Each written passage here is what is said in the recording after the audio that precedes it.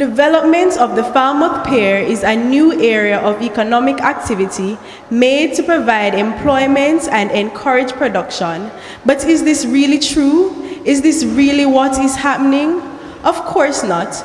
With the development of the pier, areas of production are not being encouraged.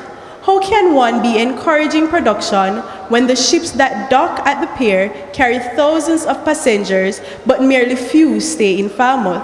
Falmouth does offer some sense of, it spurs some economic growth, because as far as I know, it has increased the tourist inflow into Jamaica, because as it's a new port, and we are the only port that can accommodate the biggest or largest cruise ship in the world. The development of the pier has indeed brought employment, but persons are employed but merely making enough money to provide for themselves and their families.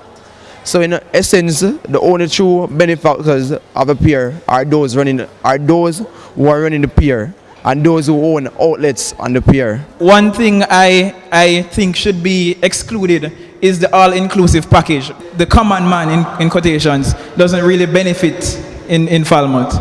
I don't think Jamaica is doing enough to capitalize on the tourism sector, because the education system is a bit somewhat shaky, in quotations. If a person should leave school, as what she said before, a lot of person leave school and decide to go into the hotel industry or the tourism industry. When you go into that industry, a lot of times you're there, you're doing well, but yet you may have persons coming in. You may go in there and will probably, your qualification may not be as high as some person coming in with you, but guess what? You're there, you're well skilled, but because of another person with their skill, with their qualification, you may have to leave that particular industry that you're in. When working in hotels, persons don't want a black person at front desk, They want nice browning at their front desk.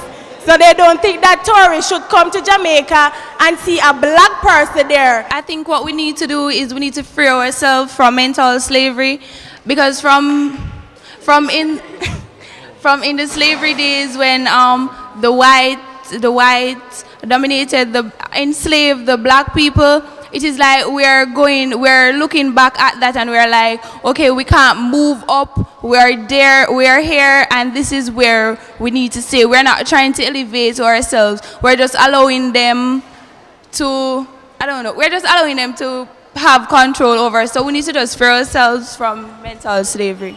The only way I believe we can all get over this is through education, because Jamaica is a talented country that are full of conceptualizers and human beings with great ideas, but as a result of not being educated or not being properly educated, we cannot share these ideas to benefit the country for us to get larger or even turn into a first world country.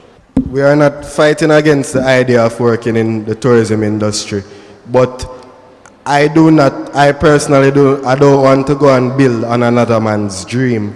I want to start my own. So if I venture into that industry, it will be by myself, not building on some rich guys from Italy dream.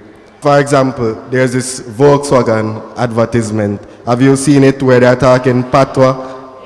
That advertisement is all old.